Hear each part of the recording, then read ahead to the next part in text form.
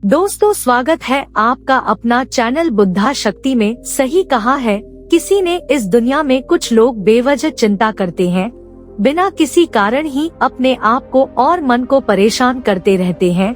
चिंता हमें बीमार करती है। आज की इस कहानी में हम सीखेंगे कि क्यों हमें बेवजह चिंता नहीं करनी चाहिए। एक गांव में एक किसान था जिसे एक बहुत ही बुरी आदत लग चुकी थी और वह आदत थी बेवजह चिंता करने की। वह हर समय किसी न किसी चीज की चिंता करता ही रहता।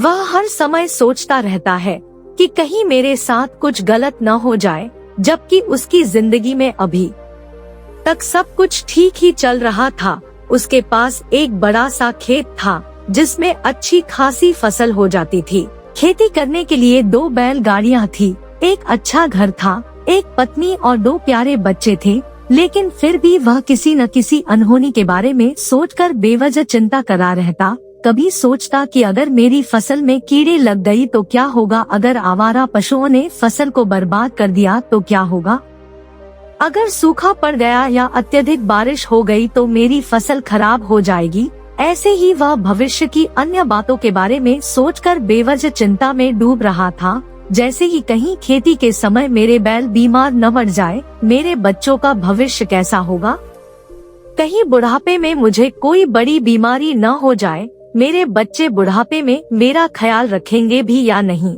वगैरह वगैरह। अपनी इस लगातार बेमतलब चिंता करने की आदत की वजह से वह आसान और परेशानी नहीं लगता था और अब उसका किसी भी काम में मन भी नहीं लगता था। उसकी पत्नी ने भी इस बात को अनुभव किया कि उसे बिना मतलब चिंता करने की आदत पड़ चुकी है। उसने उसे कई बार समझाने की कोशिश भी की, तुम बेवजह चिंता करना छोड़ दो, लेकिन उसके समझाने का कोई मतलब नहीं रहा। उसे पता चला कि नगर में एक महात्मा आए हैं जिनके पास सारी समस्याओं का हल है। फिर एक दिन वह उसे लेकर एक बौद्ध भिक्षु के आश्रम में पहुंची। बौद्ध भिक्षु बहुत ही बुद्धिमान और ज्ञानी व्यक्ति थे। किसान और उसकी पत्नी अपनी सारी समस्या बौद्ध भिक्षुओं के समक्ष रख दी। किसान ने कहा, महात्मा, मैं हर समय किसी न किसी बात की चिंता करता रहता हूँ। मैं ज्यादातर उन बुरी चीजों के बारे में, और फिर कभी अपना हाथ अपने सिर पर रखते तो कभी जमीन पर। वह बहुत ही चिंतित और बेचैन चक्कर चिंतित होता रहता हूँ, जो अभी तक मेरे साथ हुई भी नहीं। किसान की समस्या को पूरे ध्यान से सुनने के बाद बौद्ध भिक्षु ने कहा, ठीक है, तुम दोनों कल सुबह आना और फिर मैं तुम्हें तुम्हारी समस्या का समाधान बता दूंगा। अगली सुबह जब किसान और उसकी पत्नी बौद्ध भिक्षु के आश्रम में पहुंचते हैं तो देखते हैं कि बौद्ध भिक्षु बहुत ही चिंतित अवस्था में जमीन पर पालथी मारकर बैठे हुए हैं और उनके सामने एक दूध से भरा गिलास रखा हुआ है। बौद्ध भिक्षु बार बार उस दूध के गिलास की तरफ देख रहे हैं और फिर कभी अपना हाथ अपने सिर पर रखते तो कभी जमीन पर। वह बहुत ही चिंतित और बेचैन दिखाई पड़ते थे। यह देखकर किसान ने पूछा, महात्मा, आप इतने परेशान क्यों लग रहे हैं? आपके समक्ष दूध रखा है, आप इसे पी क्यों नहीं लेते? महात्मा बोले, मुझे चिंता हो रही है कि कहीं इस दूध को बिल्ली ना पी जाए या फिर मैं कहीं जाऊं और तो क्या पता या दूध कहीं गिर जाए। मैं दूध को पीना तो चाहता हूँ, लेकिन मेरा भी मन नहीं है। मैं तो यही सोच रहा हूँ कि अगर यह दूध खराब हो गया या कोई गंदी चीज पर पहुँच गया तो फिर क्या होगा। इतना सुनकर किसान जोर जोर से हंसने लगा। किसान ने हंसते हुए कहा, महात्मा, इसमें इतनी चिंता करने वाली कौन सी बात है? यह दूध ही तो है। अगर इसे बिल्ली ने गिरा दिया, ये खराब हो गया या फिर किसी ने इसे पी लिया तो क्या हो गया? ये आपको दोबारा मिल जाएगा और वैसे भी आपका चिंता करना व्यर्थ है, क्योंकि न तो अभी इसे बिल्ली ने गिराया है, ना ही खराब हुआ है और ना ही अभी इसे किसी ने पिया है, और हो सकता है कि भविष्य में ऐसा हो भी ना। किसान के मुंह से ये बातें सुनकर बौद्ध भिक्षु मुस्कुराए और बोले, मैं भी तो तुम्हें ही यही समझाने का प्रयास कर रहा हूँ कि भविष्य की उन घटनाओं की चिंता करना व्यर्थ है जो अभी हमारे साथ हुई ही नहीं और बहुत बड़ी संभावना है कि वो कभी होगी भी नहीं, और अगर हो भी गई तो जिस चीज को तुम्हें एक बार हासिल कर सकते हो उसे तुम दोबारा भी हासिल कर सकते हो, और अगर नहीं कर पाए तो कोई बात नहीं, क्योंकि समस्याओं के आने के साथ ही उन समस्याओं का सामना करने की हिम्मत भी अपने आप ही आ जाती है।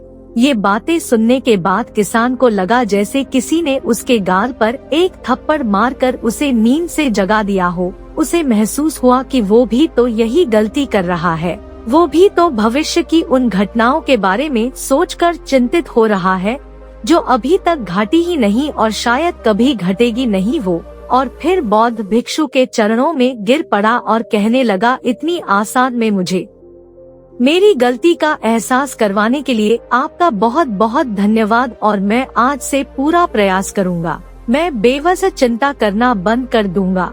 जापान में एक लोकप्रिय कहावत है, अगर तुम चल रहे हो तो सिर्फ चलो, अगर तुम खा रहे हो तो सिर्फ खाओ, लेकिन एक समय में सिर्फ एक ही काम करो, चिंता न करो। इस लोकप्रिय कहावत के अर्थ ने मुझे हैरान कर दिया था, और सच कहूँ तो मुझे ऐसा लगता है कि कहावत के अर्थ में ही वो राज छुपा है, जिससे अगर किसी ने अच्छे से समझ लिया और अपने जीवन में उतार लिया तो वो चिंता के बंधन से ही हमेशा हमेशा के लिए मुक्त हो जाएगा।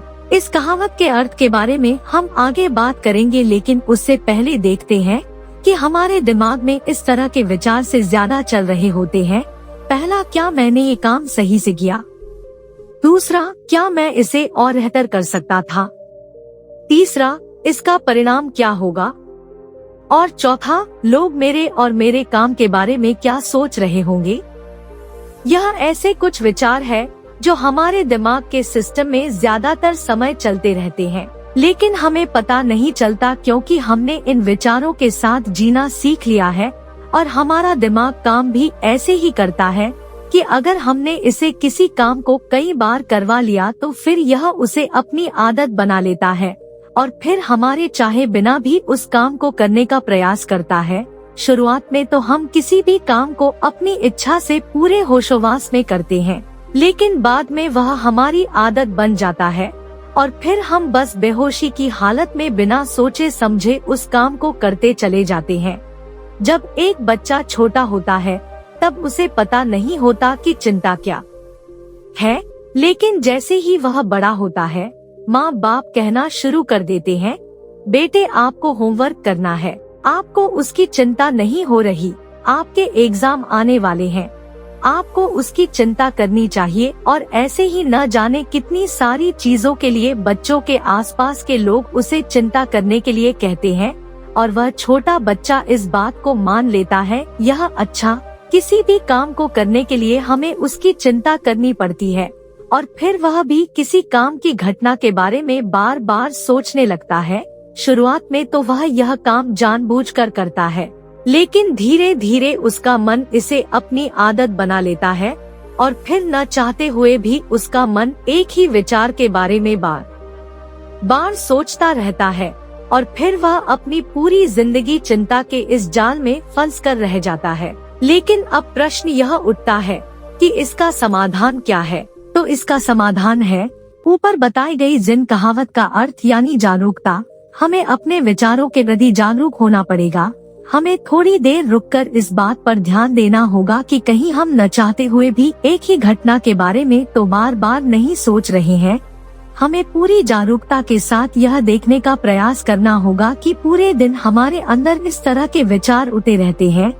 अब आप पूछ सकते हैं, केवल जागरूकता क्या करेगी? मैं कहता हूँ यह काफी है।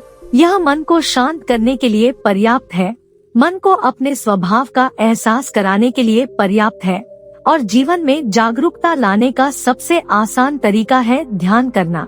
ध्यान करने के दौरान अपने विचारों पर ध्यान देना, और जब आप पूरी जागरूकता के साथ अपने विचारों पर ध्यान देना शुरू कर देंगे तब आप पाएंगे कि आपके मन में चलने वाले गैर जरूरी विचार एक एक करके अपने आप ही गायब होना शुरू हो जाएंगे और फिर आप एक आनंदित और शांत जीवन अनुभव कर पाएंगे। तो दोस्तों, चैनल को सब्सक्राइब करें। धन्यवाद। नमो बुद्धाय।